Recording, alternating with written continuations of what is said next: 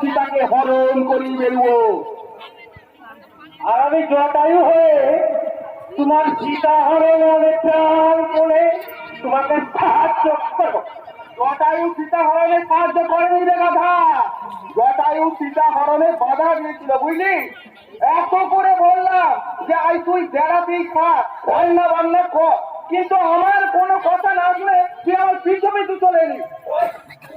আমি তো আসতে চাইনি গুরুদেব, বিশ্বাস কর তোমার কথা ভেবে মনটা বড় মনটা কুগাইলো। মানে কেন গাইবে না? আজকাল তুমি এমন কাণ্ড কারখানা করে বেড়াচ্ছ, গণধুলাই খাবার মতো পরিস্থিতি।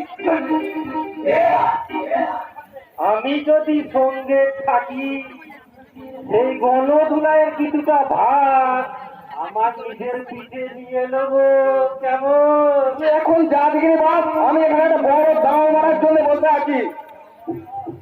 আরে দাও মারতে হয় দুজনে একসঙ্গে মারবো। দাও যদি দুজনে একসঙ্গে মারা যেত তাহলে সীতাকে হরণ করতে রাবণ একা আসতো, সৈন্য নিয়ে আসতো, বুঝলি? তুমি বুঝি এখানে সীতা হরণ করতে এসেছ? সীতা নয় রে, সীতা নয়, মাতা, গুরু মাতা, বুঝলি? কি বুঝলি? বুঝে গেছি গুরুদেব, বুঝে গেছি। এইবার আমি সব বুঝে গেছি।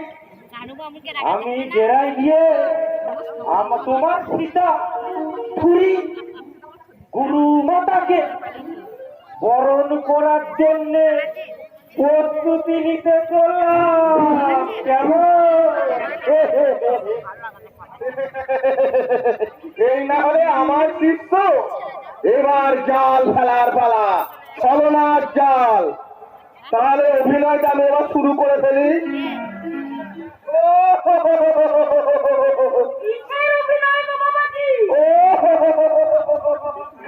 আমার আপন বলতে তো কেউ নেই, তাই নিজের মনে কখনো হাসি আর কখনো কাঁদি গো।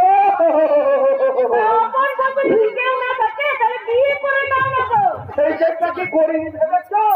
যেদিন থেকে আমার এই গোপের রেখা বেরিয়েছে সেই দিন থেকে আমি মেয়ে দেখতে শুরু করেছি, কিন্তু দুঃখের কথা কি বলবো মাইরি, এই যাকেই দেখতে যাচ্ছি সে মেয়ে আগে থেকে লাইন করে বসে আছে।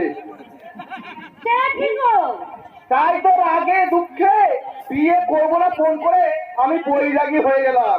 কিন্তু দুঃখের কথা কি বলবো মাইরি। ও মা, আরো দুঃখ আছে? আছে তো, আছে তো। এতদিন লোকের কপাল দেখে দাঁড়াতাম, কিন্তু আজ আয়নাতে নিজের কপাল দেখে আমার সবকিছু যেন কপালে উঠে গেছে। কি দেখলাম? কি দেখলাম মানে দেখলাম আমার কপালে বিয়ের যোগ ফুটেছে। এই বয়সে আমার বিয়ে? হ্যাঁ, সেই জন্যই তো আমার এইখানে আসা। তোমার কপালটা একটু দেখি, দেখি তোমার কপালের সাথে আমার কপালটা মেলে কিনা। দেখি, হরিবল মিলেছে, মিলেছে, তোমার কপালের সঙ্গে আমার কপাল মিলে গেছে। মানে আমাদের দুজনের সাথে দুজনের বিয়ে। কি বললি? কি বললি? ঘাটের মরা আমার বিয়ে? একটা পুরো শকুন, তাও আবার তোমার সাথে। কে আছিস রে? আমার মুড়ো যেতে দাঁড়িয়ে আর যেতেই ওকে। তোমার ওই মুড়ো ছাটার থেকে তোমার মুখের ছাঁটি অনেক বেশি আছে। ও আছে, কি খবর রে? আরে ভালো করা পাকা হয়েছে, জব্বর খবর আছে। জব্বর খবর? হ্যাঁ, জব্বর খবর। বকুলটা পাওয়া গেছে বাসি। হ্যাঁ, পাওয়া গেছে? বকুলটা চুলের মুঠি ধরে নিয়ে আসতে পারলি না? তাই করতেই তো গেছিলাম।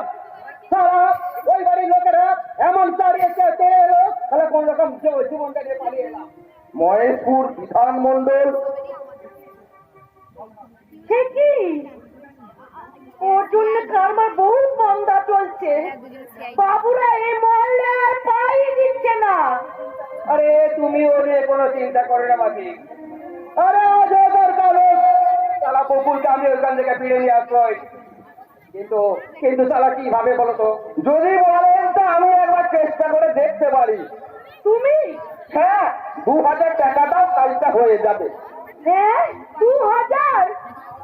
কাজ না হলে টাকা ফেরত, ভরসা থাকলে দাও।